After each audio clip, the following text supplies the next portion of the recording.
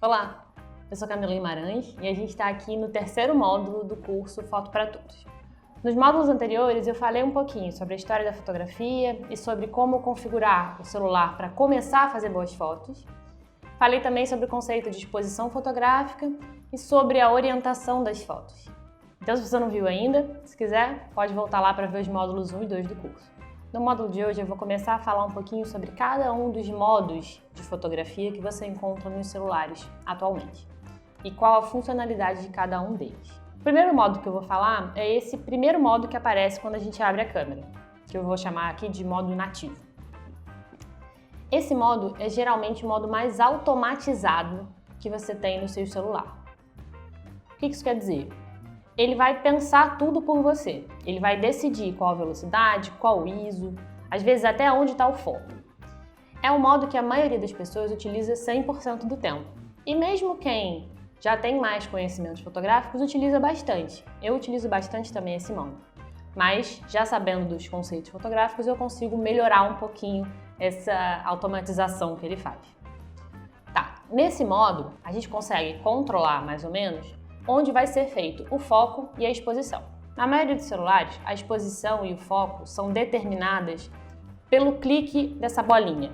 No local onde você clica é onde o celular vai entender que você quer que fique o foco e a exposição. Dessa forma, quando você muda esse clique na tela do celular, muitas vezes você vê que a iluminação vai mudando. Por quê?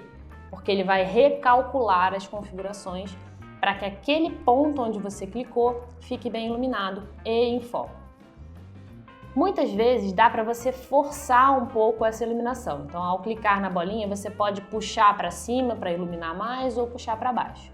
Às vezes fica melhor quando você mexe um pouquinho nessa configuração, às vezes não é necessário. Mas é legal que você saiba que dá para fazer. Da mesma forma, o foco muitas vezes pode ser mudado manualmente. Na maioria das vezes não é necessário mudar o foco, mas é importante você saber que ali aonde você clica é que vai ficar o foco. Então é importante quando tiver uma pessoa na foto, por exemplo, que você tente manter o foco no rosto delas. E não clicar, por exemplo, na folha aqui da planta e a pessoa de repente vai ficar fora de foco. Um outro modo que os celulares possuem muito é o modo noturno. Ele é configurado para fazer fotos em baixa iluminação. O que isso quer dizer? Se eu estou num ambiente com pouca luz ou se eu estou à noite em algum ambiente, ele tenta aprimorar as configurações para registrar o máximo de luz possível. Como? Como eu já falei no módulo anterior, ele vai diminuir muito a velocidade da sua câmera e vai aumentar o valor de ISO. O que isso quer dizer? Ele vai acabar registrando mais os movimentos. Então, é um modo muito importante que você consiga segurar o celular com muita firmeza. E também que os objetos que você está fotografando fiquem parados, objetos ou pessoas, né? Fiquem bem parados, porque a velocidade vai estar bem baixa para conseguir registrar mais luz do ambiente. Da mesma forma, o ISO vai estar bem alto, ou seja, a qualidade da sua fotografia não vai ficar tão boa, ela vai ter ruídos. Isso é ruim necessariamente? Não posso usar o modo noturno? Pode.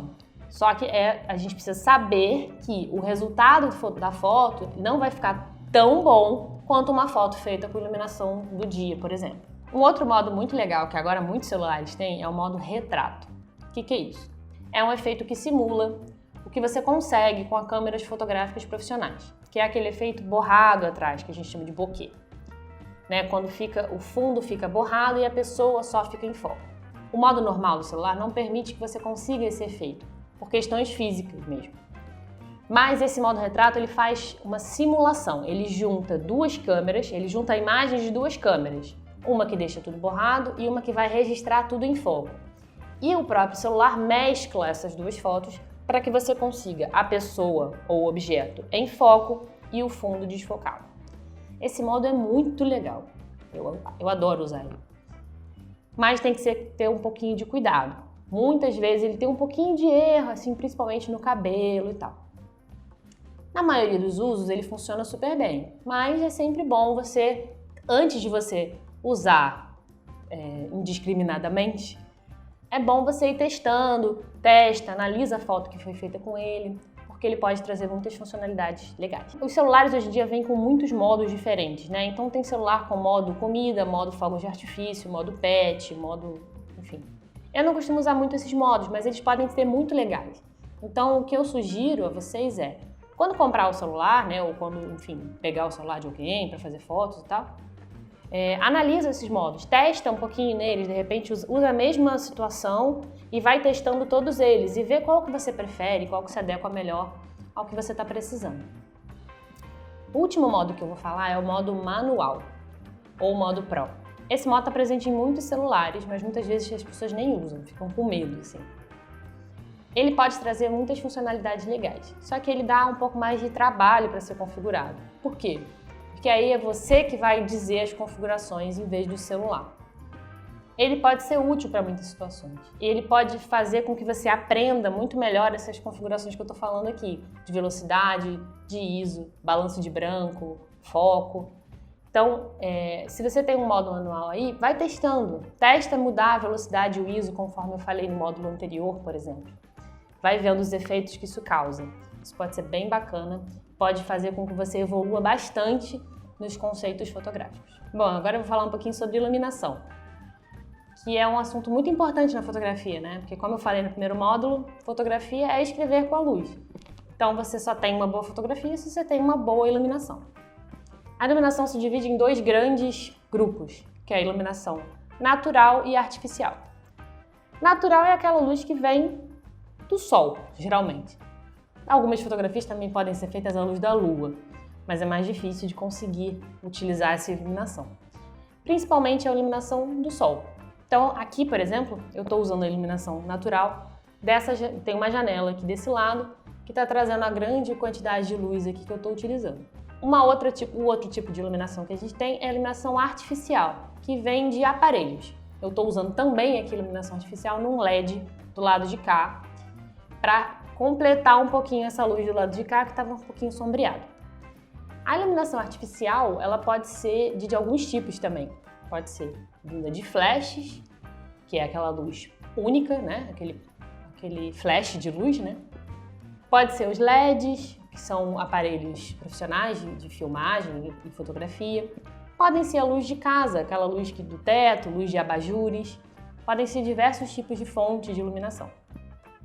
Cada uma delas vai ter um efeito diferente na tua fotografia. A primeira coisa que eu quero falar um pouquinho sobre iluminação é sobre a direção dessa fonte de luz. O que isso quer dizer?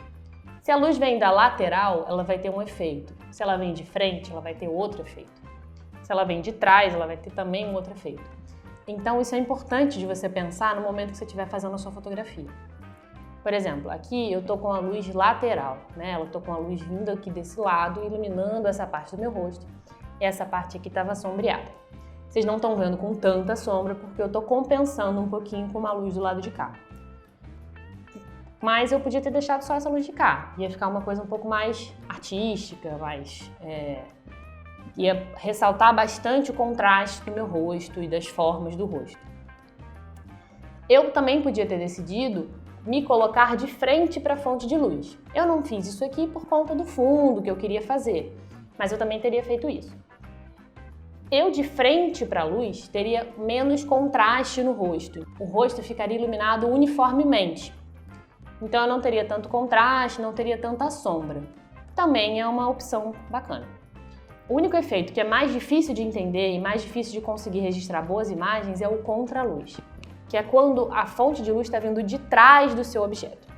Então, por exemplo, isso é muito comum de acontecer nas pessoas querendo registrar pôr do sol. Então você quer... Tá um céu lindo, tá um céu super bonito, você quer registrar o pôr do sol, né? E aí você coloca, o pôr do sol tá aqui e você se coloca aqui. A menos que você tenha uma fonte de luz vinda da frente, você vai sair em completa penumbra, que a gente chama. Por quê? Porque você é um obstáculo à fonte de luz que está vindo aqui de trás. Então, se a câmera está aqui na frente e a luz está vindo aqui de trás, você está sendo um obstáculo à luz, você está eclipsando a luz. Então você vai ficar em completa penumbra. A menos que o efeito desejado seja esse, seja registrar só a sua silhueta, a foto vai ficar esquisita. Ah, mas eu vejo foto de pôr do sol com as pessoas bonitas. Sim, sempre existe um flash envolvido ali.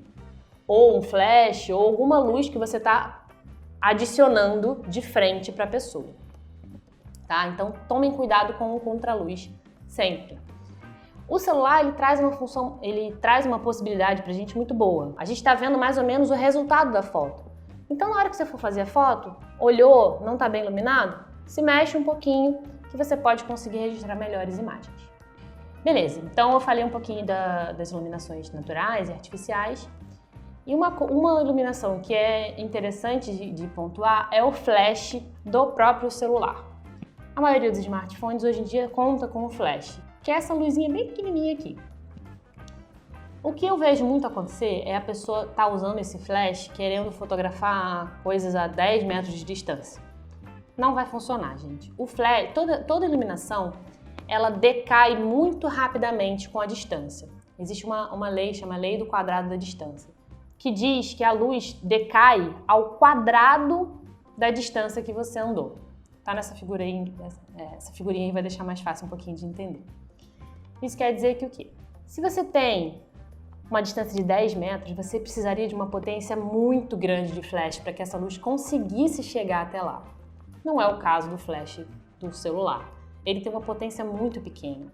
Então, ele realmente é feito para usar uma distância de 1, 2 metros no máximo. Então, tenha um cuidado com esse flash, porque ele tem uma potência muito pequena. E, além disso, você tem a direção dessa luz. Óbvio, se você está com uma pessoa aqui, o flash vai ser sempre uma luz frontal em relação a essa pessoa. Então, essa luz fica muito chapada, sem registrar sombras e volumes. Então, às vezes, a luz não fica bonita. Então, testem com flash, sem flash. Dependendo da situação, você tem tempo para tirar. Então, tira uma com flash, tira uma sem flash, para você poder avaliar qual ficou mais legal. Tá bem? Então, no próximo módulo, eu vou falar um pouquinho sobre composição fotográfica. É um assunto bem bacana também. Se você tiver alguma dúvida com relação ao assunto que a gente está falando ou algum outro assunto fotográfico, coloca aqui nos comentários. Tchau, tchau!